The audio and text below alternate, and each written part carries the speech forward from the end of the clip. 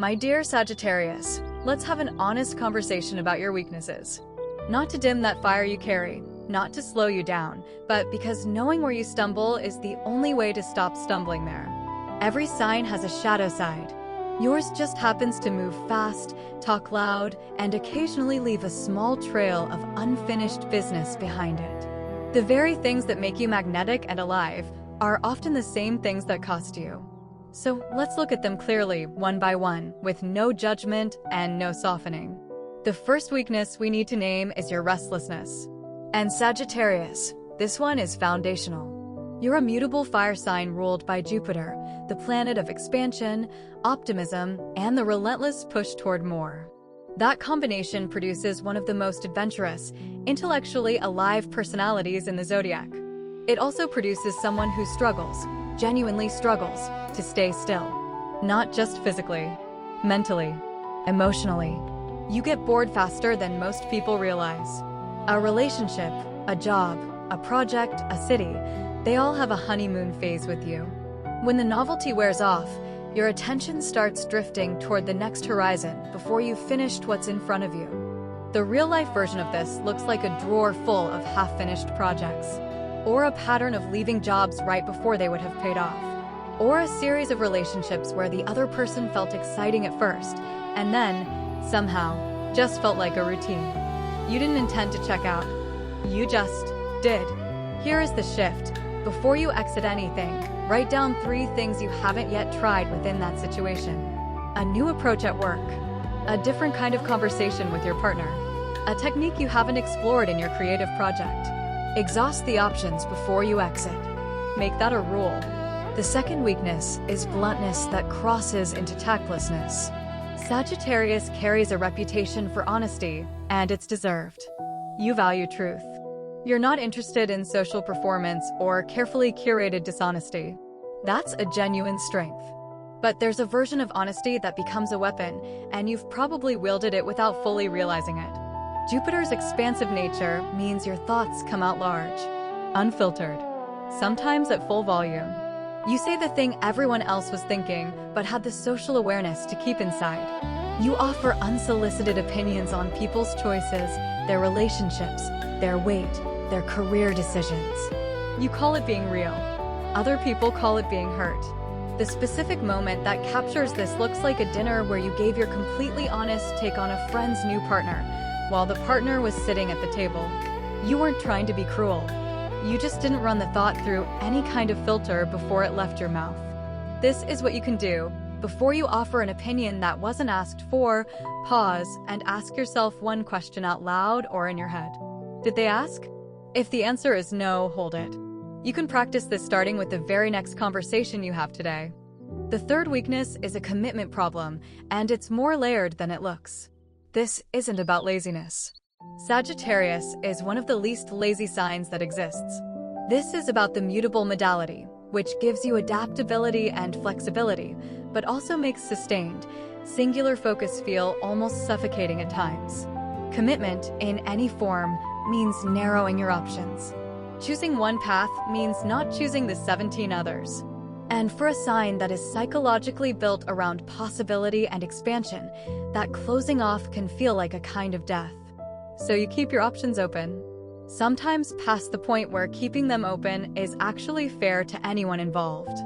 You say, let's see where things go when someone needs an answer. You take projects on a trial basis indefinitely. You avoid titles, labels, leases, long-term plans, because naming something feels like caging it. And yourself. Here is the shift. Pick one area of your life where you've been deliberately vague and give it a defined boundary. Not forever, just a defined period. Tell your partner you'll revisit the conversation in 30 days and actually revisit it. Sign the lease. Finish the draft. Specificity, even temporary specificity, is not a trap. It's what allows things to actually grow. The fourth weakness is overconfidence, and this one tends to surprise people because it's so well disguised as enthusiasm. Jupiter is, at its core, a planet of faith, optimism, belief that things will work out. For Sagittarius, that translates into a genuine, almost irresistible sense that it'll be fine, which is wonderful when it's warranted. and genuinely costly when it isn't. You skip the research because you trust your instincts. You don't read the contract because you get the gist. You invest money, time, or reputation into something based on a feeling of certainty that wasn't backed by evidence. And when it doesn't work out, you're often blindsided, not because you're naive, but because your confidence was so high that the warning signs didn't register as warnings. You've probably said, "I've got this," and then very much not had it at some point. More than once. The recognizable version of this is booking a trip you can't quite afford because you're sure the money will come through. Or taking on a professional project above your current skill level and figuring you'll just learn on the fly. Sometimes that works. Sometimes it costs you significantly more than preparation would have. This is how you can counter that pattern. For any decision involving money, health, or someone else's time, require yourself to spend 30 minutes researching the downside before you commit. Not the upside. The downside specifically. You're already great at imagining the best case. Make it a practice to know the worst one too. The fifth weakness is emotional avoidance, and this is the one that Sagittarius tends to be least aware of. You're upbeat. You're optimistic. You genuinely believe in moving forward, looking up, keeping things light. All of that serves you in 100 ways. But it can also become a very effective and very sophisticated way of not dealing with things. When emotions get heavy, grief, fear, deep disappointment, real vulnerability, your instinct is to move. Physically, sometimes. You go somewhere new. You make plans. You find the silver lining so fast it barely had time to be a cloud. You joke.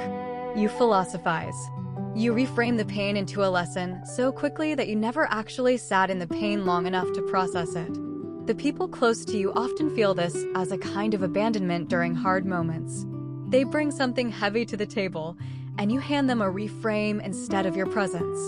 And privately, the things you never processed tend to resurface, in patterns, in reactions, in the same wound showing up in different clothes across different relationships.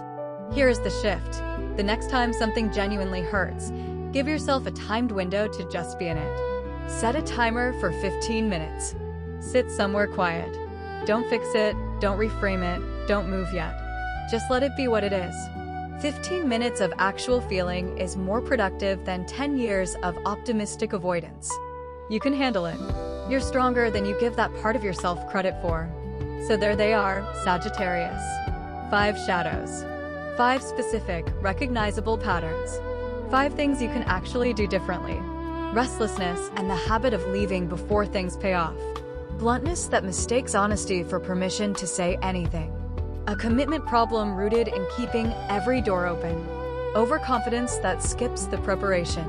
And emotional avoidance wrapped in optimism and forward motion. None of these make you reckless or unkind or broken. They make you human, specifically a very particular kind of human who leads with fire and sometimes forgets to check the floor before they run. Here's what's worth holding on to.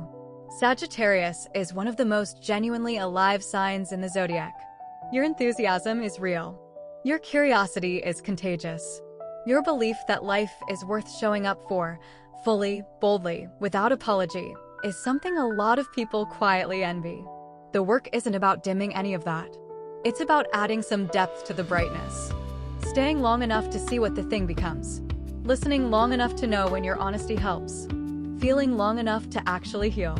The archer doesn't miss because the bow is weak. The archer misses when they release before they've aimed. Which of these 5 hit closest to home for you? Was it the restlessness? The commitment piece? Or did the emotional avoidance one land somewhere quiet and unexpected? Drop it in the comments. I mean that genuinely. And if this felt like a conversation worth having, subscribe to the channel. There are more honest conversations like this one already here waiting for you. Don't forget to like and subscribe. Have a blessed day.